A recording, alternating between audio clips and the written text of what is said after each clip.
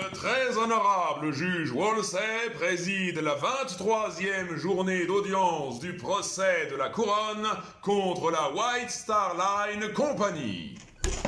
Je rappellerai donc à mon tour au jury que Monsieur Gillingham n'est accusé de rien en son nom personnel et n'encourt évidemment aucune sanction pour lui-même.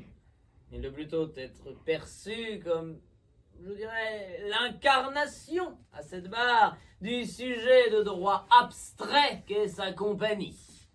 Responsable, quant à elle, de la disparition en mer de près de 1500 individus dans le naufrage de son plus grand transatlantique. Ce que nous contestons. Le naufrage ? La responsabilité. J'ajouterais que le conseil d'administration de la White Star Line m'a autorisé à prendre un engagement envers les ayants droit de tous les disparus en vue de leur indemnisation, quelle que soit l'issue du procès. À hauteur de... Monsieur Gillingham, dans la mesure où cet échange n'est pas une interview pour le Daily Mirror, je me contenterai quant à moi d'une parole moins proactive que réactive, ce qui sous-tend que vos réponses devront attendre mes questions. Vous aurez tout le loisir d'agiter vos hochets financiers devant les photographes aux marches du palais. Dans son enceinte, il n'est question que de justice. Et elle n'est guère sujette aux transactions.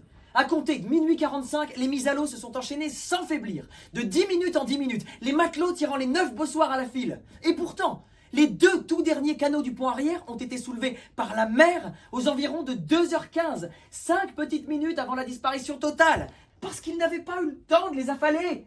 Et vous auriez voulu leur en infliger plus ? Alors que les rescapés nous racontent que les embarcations descendaient déjà l'une sur l'autre, à tel point que certains coupaient la corde à mi-hauteur parce qu'il valait mieux dégringoler les 10 derniers mètres que d'être écrasé par le canot du dessus.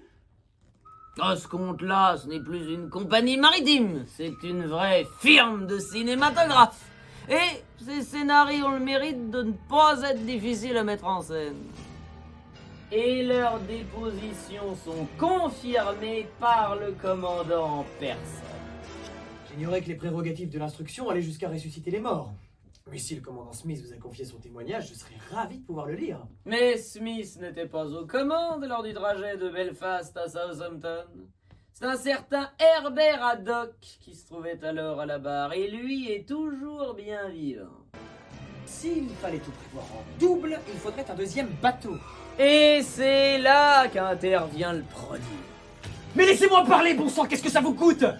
J'en veux pour preuve cette déclaration du directeur de votre bureau américain à New York qui affirmait au matin du 15 avril, jour du naufrage, « Nous avons une confiance totale dans le Titanic. C'est un navire qui ne peut pas couler. Il peut pas. » Il a dit « Nous sommes persuadés qu'il ne peut pas couler. » Et je suis sûr qu'il le pensait. Mais c'est justement cela qui est gravissime. Mais là encore, monsieur le procureur du roi, nous avons respecté la loi. Et pas n'importe laquelle, notez.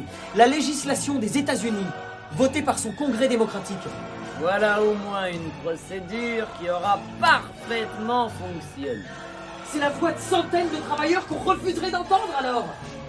Tous ceux qui, de près ou de loin, ont pris part à la construction du Titanic et qui ne méritent en rien l'opprobre d'être pointés comme responsables du plus grand naufrage de l'histoire. Ce sont eux maintenant qui vous lancent un SOS. SOS pour sauver nos âmes. Ne condamnez pas nos consciences. Nous, qui avons fait de notre mieux pour faire un jour voguer un rêve. Et optimiser les profits des actionnaires. Mais enfin, vous ne pouvez tout de même pas nous réduire à si peu. Vous vous doutez bien que le prix du billet aurait été exactement le même sans un grand escalier en première classe. Évidemment qu'une entreprise recherche le bénéfice, ce n'est pas nouveau. Mais c'est le goût du dépassement, de la perfection et du prodige qui dicte d'aussi grands projets.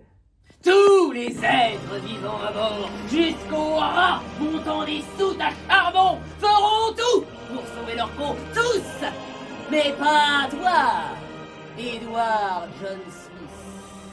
Parce que le monstre à 1000 têtes qu'est votre entreprise ne voyait plus des hommes à bord. La White Star Line comptait des pions sur ses listes d'embarquement. Et dans cette lutte titanesque pour la fortune et pour la gloire, elle a pris le risque de tous les sacrifier jusqu'au dernier si nécessaire. Pour l'amour du ciel, pas un seul passager du Titanic n'est mort noyé. Qu'est-ce que vous dites?